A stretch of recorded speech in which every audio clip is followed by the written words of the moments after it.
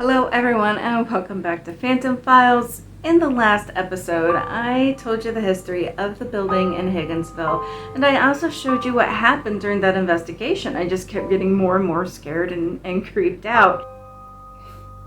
She said you were one of them. Whoa! Okay, whoa! Okay, that was a big fatty no. I left. Okay, chicken. You ever have that question of what in the hell am I doing with my life? Yeah. But before my mom and I left for the evening, I set up one camera in Bruce's office and the other one down in the embalming area. One of the things I noticed was the camera down in the embalming area, when I went to retrieve it, the lens was wide open. Now when these batteries die, the shutter closes. I should have found my camera with this open, but the shutter closed and I didn't. So I knew right off the bat that something was wrong. So when I got home, of course, I usually just hook up my camera to my computer and I just transfer it. The file wouldn't transfer. I had to take the memory card out and drag and drop it onto my computer. I tried to play it. It would not play. So I decided, okay, I'll go to an online converter. Well, anything that's over an hour, they want you to purchase a subscription. $30 later, here I am dragging and dropping this file, hoping that it can still play. Now, it failed after 20-30 minutes. And the 20-30 minutes that I did view that clip, nothing happened. Not that I could see, not that I could hear. And the file after that just would not play anymore. I ended up just throwing that file away. I did keep the original, but the one I tried to convert, it just, there was no way. So that took, quite a bit of time. 20 to 30 minutes of reviewing and about 2 to 3 hours of trying to figure out how to make the file work. So I started to view the footage from Bruce's office. Now, when it comes to orbs, I get pretty picky. Like a lot of orbs you can kind of dismiss as like dust hitting the IR or a bug flying through hitting the IR light and making it look like an orb. The one thing that kind of runs through my mind is the air condition was not working. We turned off the power to the building. My cousins were trying to sell the building. So anytime we left, we would turn off the power using the breaker boxes. Like there was nothing. These orbs that I caught in Bruce's office, it was like 2.5 hours worth of footage, and they only showed up in the very beginning. Like I believe the first time it showed up, timestamp was 7 minutes, 9 seconds in. You see the orbs, and then you see orbs again at 8:13. So you have this whole entire, 2-hour video, and the orbs didn't appear for the rest of the time. So I'm going to show those to you, and you guys can decide, what you think.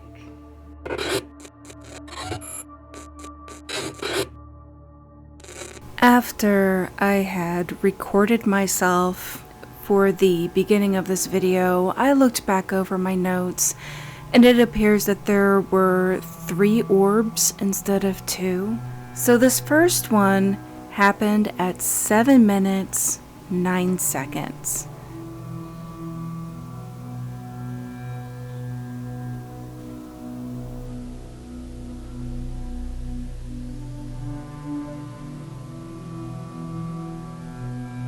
Now, the second orb happened at 8 minutes and 13 seconds.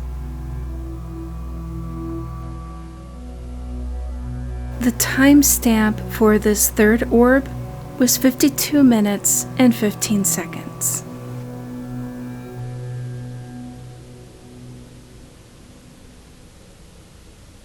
So that second night that I set up the cameras, I put both cameras in the basement.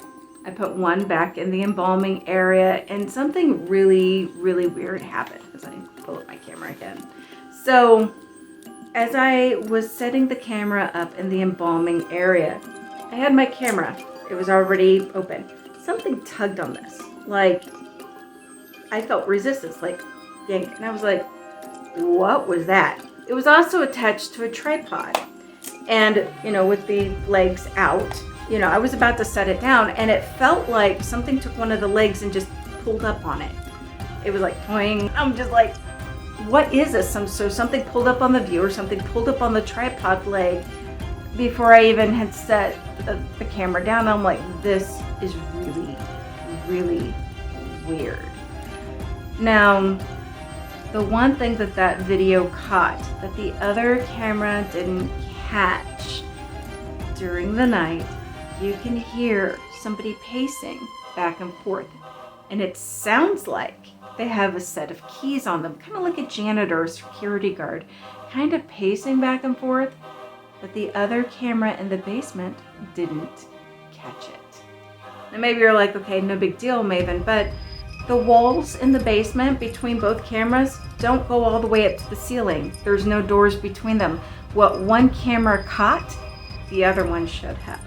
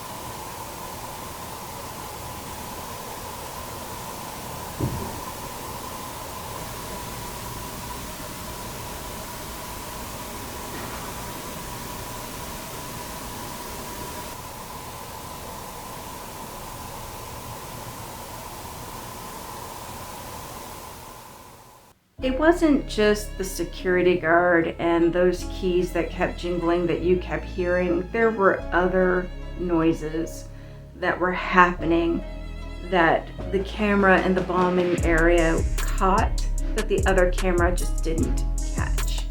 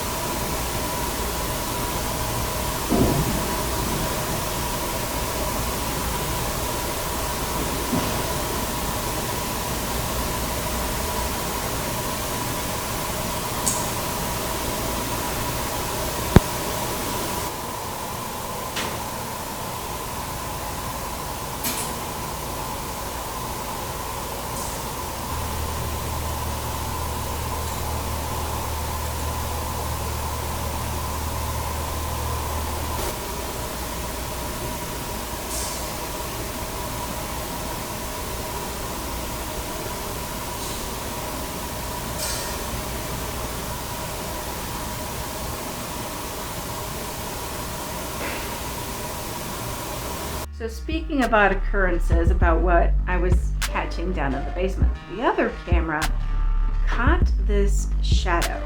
Now the camera is angled kind of out for the rest of the basement, but there's like an opening that's like 6 foot by 3 foot, and it catches light from the outside of the building. So, here's that opening, and then you have another 50 some odd feet, then you get to the big storefront windows, and then the street. You hear a car pass by, and you think, oh, Maven, that shadow is just the car passing by. But it's not. 11 other cars passed throughout that entire night, and not a single vehicle casted a shadow into the building to block out that 6 by 3 foot window. And another thing that my cousin brought up was that, Maven, even if a vehicle went down the street and cast it, there's no way you would still see light, because there's street lights on both sides of the street. So you have street lights, a car's passing, the lights are shining down on it, the shadow would be down on the ground. It wouldn't cast inside the building. And even if it did, there's still a light between the vehicle and the building. So you might see a faint shadow, but nothing that would block out the light completely. Here's that clip.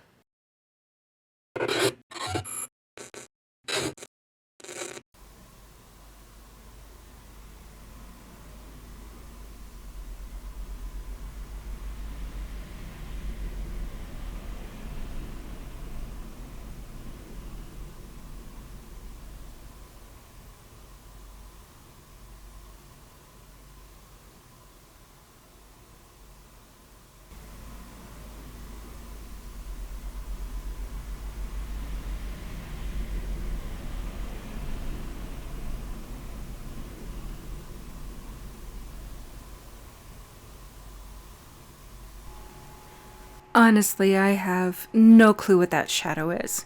And that opening looks upon the first floor and is easily 6 feet long by 3 feet tall.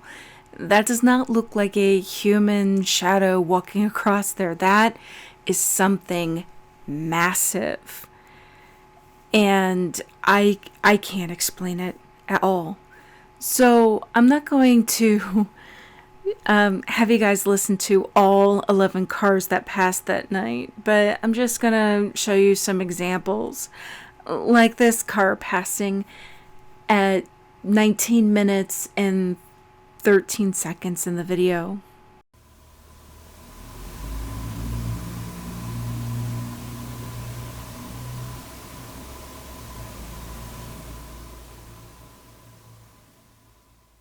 And then there's this car that passes at 37 minutes and 40 seconds.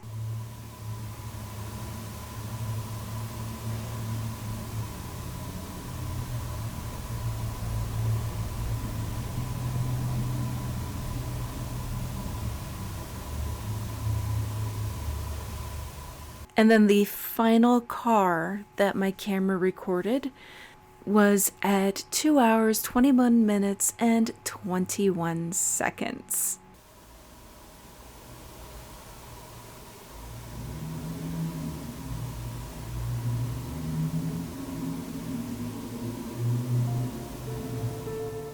As you can see, none of these cars or vehicles casted a shadow into the building.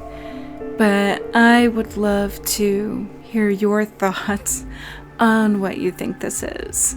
So I even went to Higginsville to show you guys visually the layout.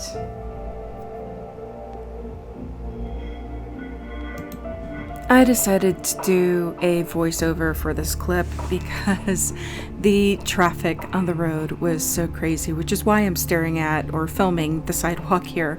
But you also kind of get a rough idea of how big that sidewalk is. That is at least 5 feet across.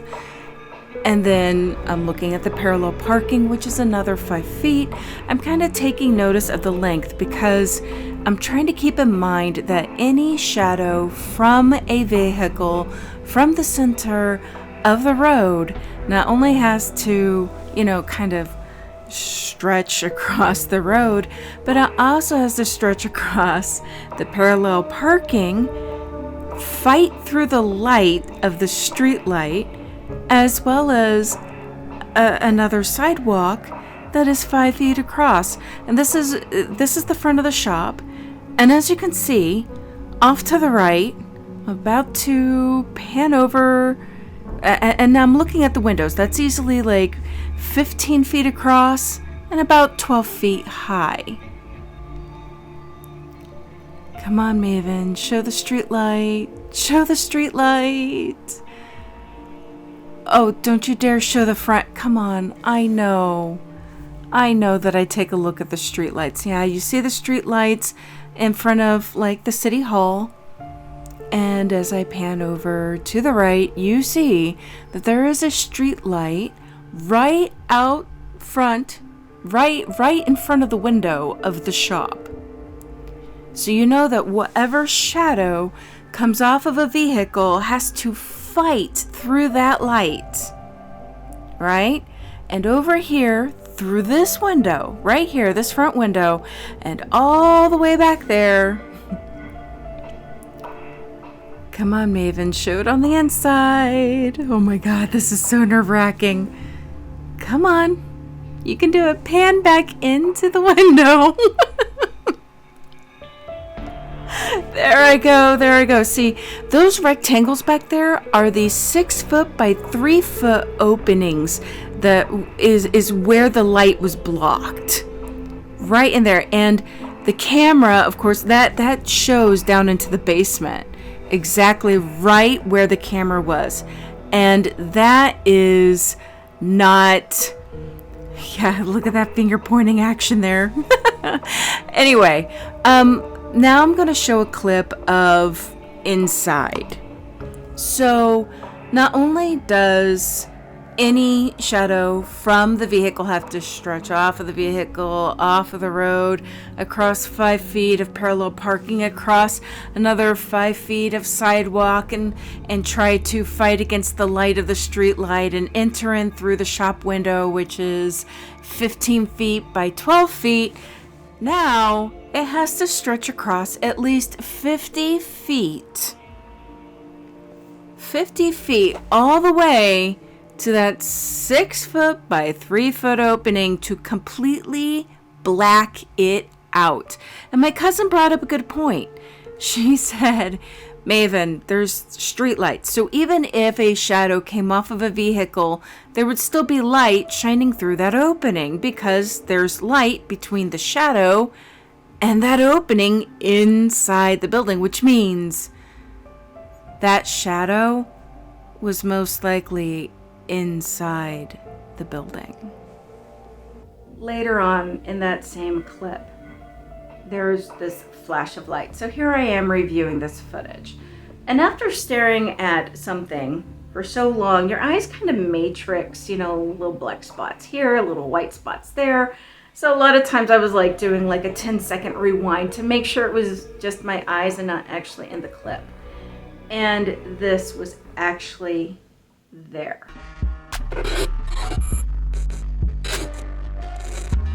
I know I mentioned earlier in this episode that we tripped the breakers every time we left the building.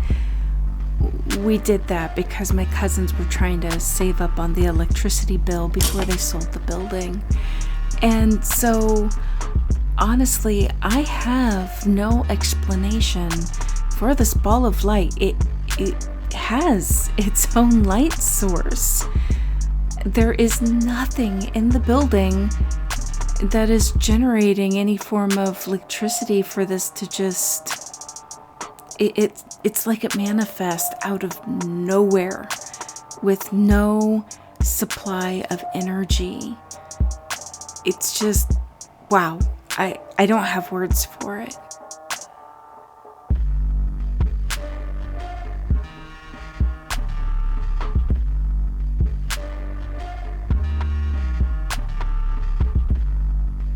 Did you see that? I mean, just that real quick flash. I almost didn't catch it at first. I thought it was just my eyes, matrixing something weird as I was staring at this one image for about 2.5 hours. But when I hit that 10-second rewind button and actually saw the flash, it was just, I can't put it into words. I still found it rather odd with the second evening of putting that camera down in the embalming area. Once again, the shutter was open. So not only was something like pulling on the viewfinder, pulling on the tripod leg, when I retrieved my camera once again, that shutter was wide open. And I still can't believe the shadow, the bright flashing light, orbs, noises caught on one camera, not on the other. I mean, things were really kind of starting to pile up at this location. Speaking of cameras that should have caught the same noises, the third night I had both cameras up on the third floor. I was really hoping to capture Bruce's door opening and closing. I mean, that's the whole reason why I put my camera in his office that first night, was to capture that door opening and closing. So I had one camera kind of angled down, looking at the mezzanine, looking right at his door, hoping to capture something. And then I had the other camera also kind of angled down on the mezzanine, but it was geared toward the garage door that's in the back of the building. And you would think that both cameras would capture the same noises. They were, virtually maybe 40, 50 feet apart, open floor plan, whatever one caught, the other one should have, and it didn't. Like, seriously, it was absolutely crazy.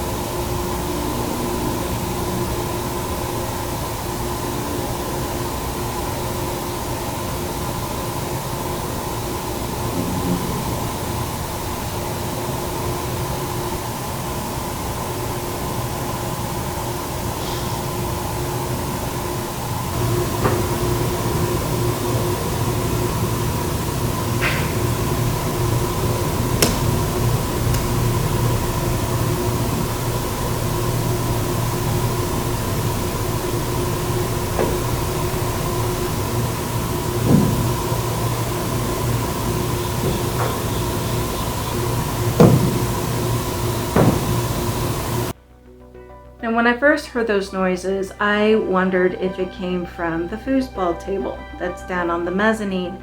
I did try to clean up the video, trying to sharpen it, trying to lighten it up to see if any of those figurines, any of those figures were moving, and it didn't turn out the way I wanted it to. It made it horrible. You can't see anything in that video. I mean, just the visual noise. Yeah, there was no way. So to have orbs in Bruce's office, I mean, yeah, it could have been lint. It could have been dust catching in the IR light. It could have been. But to know that the breakers were turned off, there was no air current. And it didn't happen throughout the rest of the video. It just happened 2-3 times in a small little clip. What happened? And then the camera's done in the basement. You know, that you have 2 cameras side by side. One's capturing one noise, one is capturing another. It was an open floor plan. You know, why the camera in the embalming area was capturing keys and shuffling like somebody was pacing, patrolling the area, but yet the camera in the other part of the basement wasn't capturing those sounds at all, and instead capturing a shadow that covered like 6 foot by 3 foot opening, and it blocked out the light completely. That meant the shadow was in the building. It was in the building. That was not a human looking shadow. I mean, are we dealing with an inhuman here in this building? Because if it would have, you know, most human hauntings, if you capture a shadow, it's like it looks like a person. This did not look like a person. There were no legs walking across there. It blacked out 6 foot by 3 foot opening. Just blacked it out. Okay, and then that bright flash of light. Where did that flash of light come from? Once again, the breakers were turned off. Third night, more noises, more sounds. Both cameras are capturing different sounds. Open floor plan. What on earth is going inside of this building? I mean, just the whole, just everything not making any sense. I mean, if you guys can make sense of it, please let me know, but I don't know, guys. This has got to be the oddest location I have ever investigated. Anyway, I love all of you. I have surgery coming up. Hopefully I can drop another video before surgery. If not, it might be a while. Time for recovery. But I love all of you. And until next time.